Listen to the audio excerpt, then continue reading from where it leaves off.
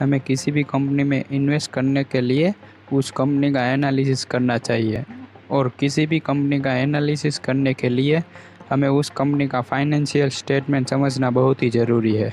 Financial statement manually 3 तरह के होते हैं। पहला बैलेंस शीट, दूसरा इनकम स्टेटमेंट और तीसरा कैश फ्लो स्टेटमेंट। और आज हम इस वीडियो में बैलेंस शीट के बारे में जानेंगे। हम जानेंगे कि बैलेंस शीट क्या होता है, इसे बैलेंस शीट क्यों कहा जाता है और इसमें कंपनी के रिलेटेड क्या क्या इन्फॉर्मेशन होती है।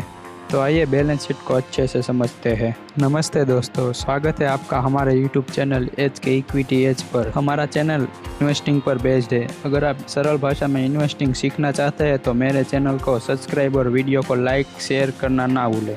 आइए जानते हैं कि बैलेंस शीट क्या है। बैलेंस शीट किसी भी कंपनी का फाइनेंशियल स्टेटस डिफाइन करता है। कंपनी ने कितना अर्न किया है, कंपनी ने उस अर्निंग में से कितना स्पेंड किया है और कंपनी ने कितना सेव किया है।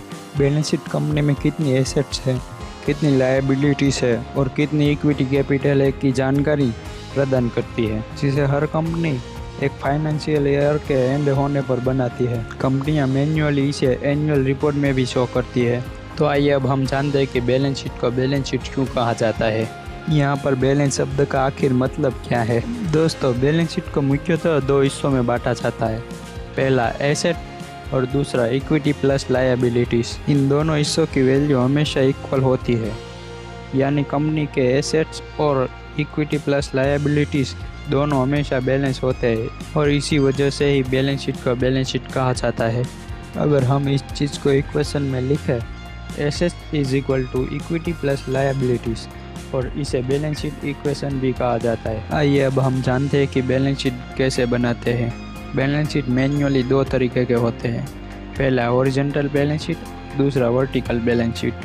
हॉरिजॉन्टल बैलेंस शीट हॉरिजॉन्टली 2 भाग में बटा होता है, जिसमें लेफ्ट साइड में एसेट्स और राइट साइड में इक्विटी प्लस लायबिलिटीज़ दोनों होते हैं। वर्टिकल बैलेंस शीट वर्टिकली 2 भाग में बटा होता है। ऊपर वाले भाग में जनरली एसेट्स होते हैं और निचले भाग में इक्विटी प्लस लायबिलिटीज़ होते हैं, और लगभग सारी कंपनियां वर्टिकल बैलेंस शीट ही बनाती है। तो आइए अब हम एसेट, इक्विटी और लायबिलिटीज़ को अच्छे से समझते हैं। एसेट्स को कंपनियां 2 भाग में डिवाइड करती है। पहला करंट एसेट्स, दूसरा नॉन करंट एसेट या लॉन्ग टर्म एसेट्स भी कहा जाता है। करंट एसेट्स में वो सारे एसेट्स आते हैं जिसे कंपनी 1 साल के अंदर यूज़ कर लेगी या कैश में बदल देंगी, जैसे short term investment, inventory, eight extra.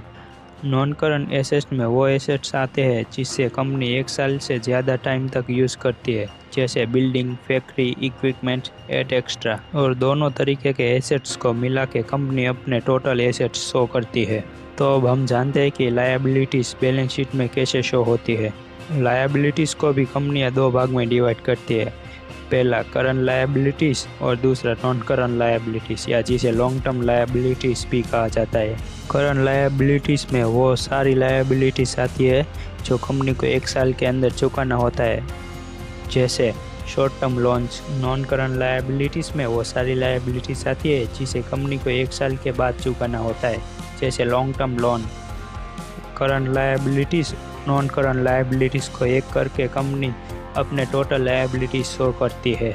दोस्तों, लायबिलिटीज़ और इक्विटी की साइड में लायबिलिटीज़ के बाद कंपनी इक्विटी में equity, share capital, other equity और रिटेल अर्निंग होते हैं, और इन सब को ऐड करके कंपनियां अपनी टोटल इक्विटी शो करती है। इसके बाद कंपनियां total liabilities plus total equity को ऐड करके कंपनियां total equity and liability show करती है, जो हमेशा टोटल एसेट्स के बराबर होता है और जिससे बैलेंस शीट में बैलेंस रहता है। तो दोस्तों, आज हमने जाना कि बैलेंस शीट क्या होता है, इसे बैलेंस शीट क्यों कहा जाता है और इसमें कंपनियों से रिलेटेड क्या क्या इन्फॉर्मेशन होती है। अगर आपको ये वीडियो पसंद आया हो तो इस वीडियो को ज़रूर से लाइक और शेयर कीजिए।